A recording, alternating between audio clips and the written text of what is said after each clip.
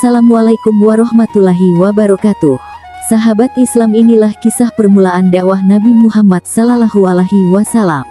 Nabi Muhammad diangkat sebagai Nabi dan Rasul pada tanggal 17 Ramadan, 13 tahun sebelum Hijrah 610 Masehi ketika usia beliau genap tahun. Beliau diangkat ketika sedang bertahanus di Gua Hira, sebuah di Jabal Nur yang terletak beberapa kilometer sebelah utara kota Mekah. Pengangkatannya sebagai Nabi ditandai dengan turunnya malaikat Jibril untuk menyampaikan wahyu yang pertama kali, yakni Quran Surat Al-Alaq ayat 96. Yang artinya, bacalah dengan menyebut nama Tuhanmu yang menciptakan. Dia telah menciptakan manusia dari segumpal darah. Bacalah, dan Tuhanmulah yang Maha Pemurah, yang mengajar manusia dengan perantaran kolam. Dia mengajar kepada manusia apa yang tidak diketahuinya. Turunnya ayat Al-Quran pertama tersebut, dalam sejarah Islam dinamakan Nuzul Al-Quran. Setelah itu, turun wahyu kedua yaitu Qs. Al-Mudassir 84, yang artinya hai orang yang berkemul, berselimut, bangunlah lalu berilah peringatan dan Tuhanmu agungkanlah dan pakaianmu bersihkanlah dan perbuatan dosa tinggalkanlah, janganlah kamu memberi, dengan maksud memperoleh balasan yang lebih banyak dan untuk memenuhi perintah Tuhanmu, bersabarlah. Surah Al-Mudassir berisi perintah Allah Subhanahu wa Ta'ala agar Nabi Muhammad berdakwah menyiarkan ajaran Islam kepada umat manusia. Mulailah beliau berdakwah secara sembunyi-sembunyi berdasarkan Quran Surat Asy-Syu'ara ayat 26. Dan berilah peringatan kepada kerabat-kerabatmu yang terdekat. Sejak itulah, mulailah Nabi Muhammad berdakwah kepada keluarga dan sahabat-sahabat terdekatnya.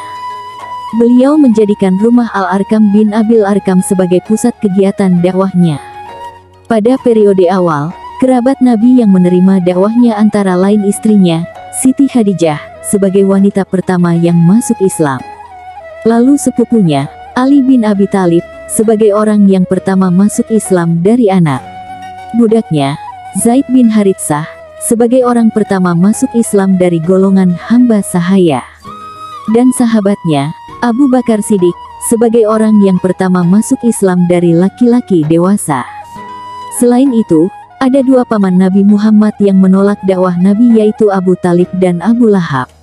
Keduanya tidak mau melepaskan agama nenek moyangnya sampai meninggal dunia.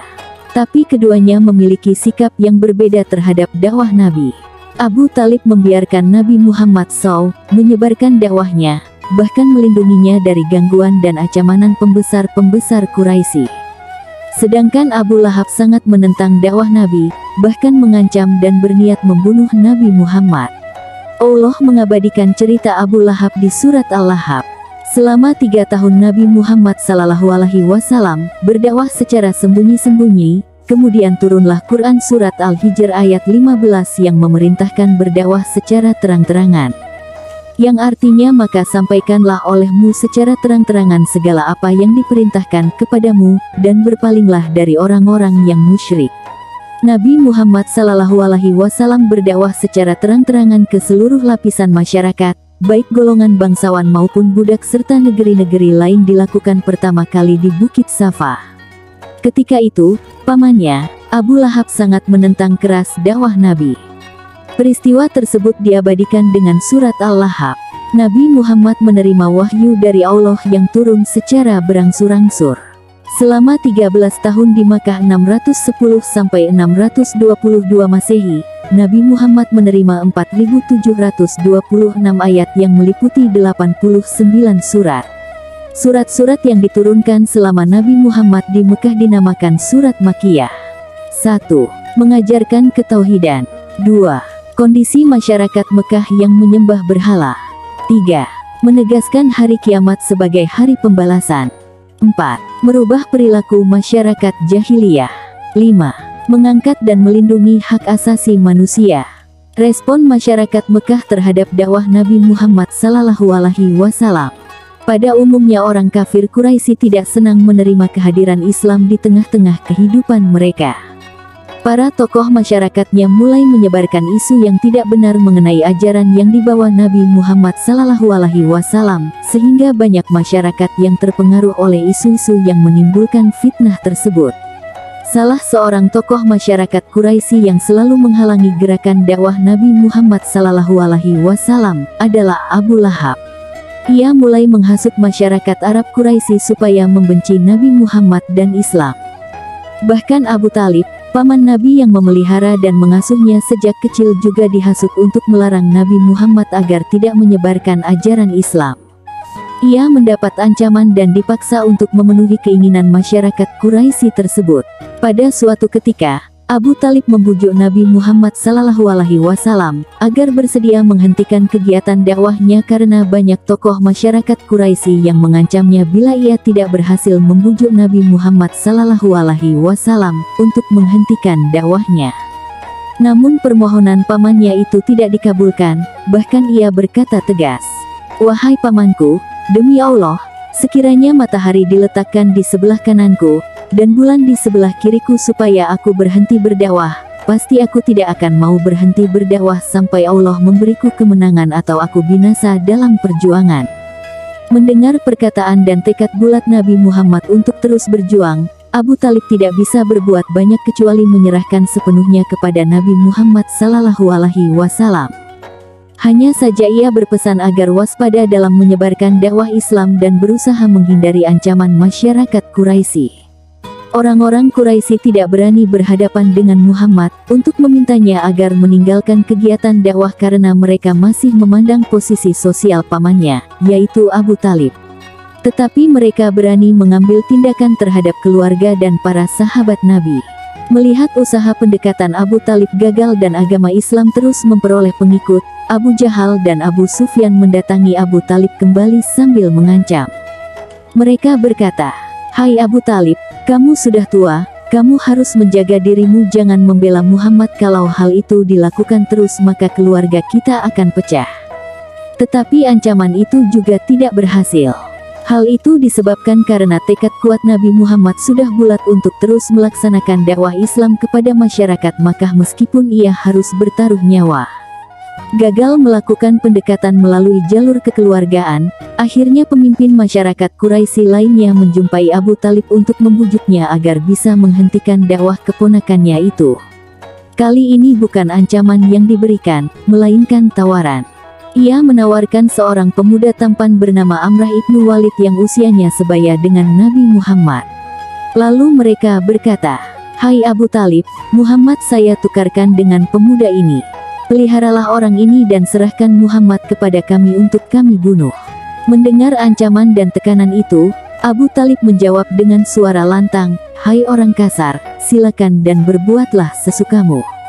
Aku tidak takut." Kemudian Abu Talib mengundang keluarga Bani Hashim untuk meminta bantuan dan menjaga Muhammad dari ancaman dan penganiayaan kafir Quraisy. Setelah gagal melakukan tekanan kepada Nabi Muhammad dan Abu Talib, pemimpin Quraisy mengutus Utbah ibnu Rabi'ah untuk membujuk Nabi Muhammad agar menghentikan dakwahnya.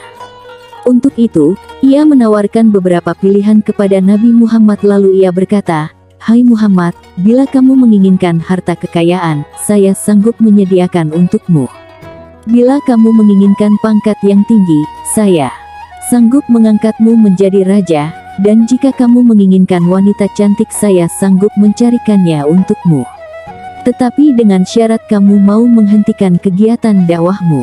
Mendengar tawaran itu, Nabi Muhammad menolaknya dengan tegas.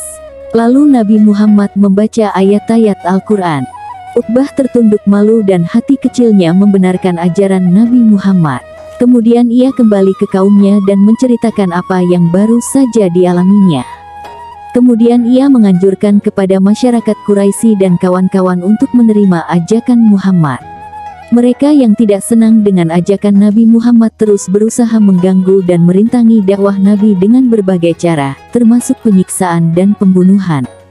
Di antara sahabat Nabi Muhammad yang mendapat siksaan dari kafir Quraisy adalah Bilal bin Rabah, Yasir Amr bin Yasir, Sumayyah istri Yasir, Habah bin Aris, Ummu Ubais, Zinirah, Abu Fukaihah, Al-Natyah, Amr bin Furairah, dan Hamamah.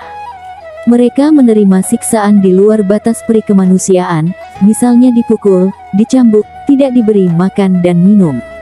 Bilal dijemur di terik matahari dan ditindih batu besar. Istri Yasir yang bernama Sumayyah ditusuk dengan lembing sampai terpanggang. Siksaan itu ternyata tidak hanya dialami oleh hamba sahaya dan orang-orang miskin, tetapi juga dialami oleh Abu Bakar As-Siddiq, Zubair bin Awam. Namun siksaan yang dialami Abu Bakar As-Siddiq tidak berlangsung lama karena ia mendapat pertolongan dari sukunya yaitu Bani Taimi. Hambatan, gangguan, dan ancaman terus berlangsung dilakukan masyarakat kafir Quraisy terhadap umat Islam hingga akhirnya umat Islam diperintahkan oleh Nabi Muhammad untuk hijrah ke Habsyi, Ethiopia. Hal penting yang dapat ditarik dari pelajaran di atas adalah bahwa apapun resiko yang akan dihadapi masyarakat muslim dalam berjuang menegakkan kebenaran dan penyiaran nilai-nilai keislaman, harus dihadapi dengan keteguhan jiwa, kesabaran, dan tawakal. Selain itu juga harus diupayakan cara-cara terbaik dalam menyebarkan ajaran Islam sehingga tujuan dan sasaran yang ingin dicapai dapat berhasil dengan baik. Rasulullah telah memberikan contoh yang baik. Beliau tetap tabah, sabar, tekun, dan berjiwa besar dalam menyebarkan ajaran Islam yang diterimanya. Beliau tidak terkecoh dalam kedudukan, pangkat, harta, dan wanita atau kehormatan duniawi lainnya. Beberapa faktor yang menyebabkan mereka menolak keras ajaran Muhammad adalah 1. Ketakutan kehilangan kekuasaan. 2. Hilangnya status sosial. 3. Hilangnya perdagangan patung, tantangan dan rintangan. 1. Penghinaan, ancaman dan siksaan terhadap Rasulullah. 2. Penghinaan, ancaman dan siksaan terhadap pengikut Rasulullah. 3. Bujukan harta, kedudukan dan wanita. 4. Membujuk Nabi untuk bertukar sesembahan. 5. Membujuk dan memprovokasi Abu Talib. 6. Menghasut masyarakat Mekah. 7. Pengasingan dan pemboikotan Bani Hashim dan Bani Muthalib. 8. Mempengaruhi pimpinan negara-negara tetangga untuk menolak kehadiran orang Islam. Modal kesuksesan Nabi Muhammad SAW dalam berdakwah di Mekah. 1. Sabar. 2. Kegigihan dan keuletan. 3. Berakidah yang benar dan kuat. 4. Akhlak terpuji dan menjauhi kemungkaran. 5. Kesetaraan derajat.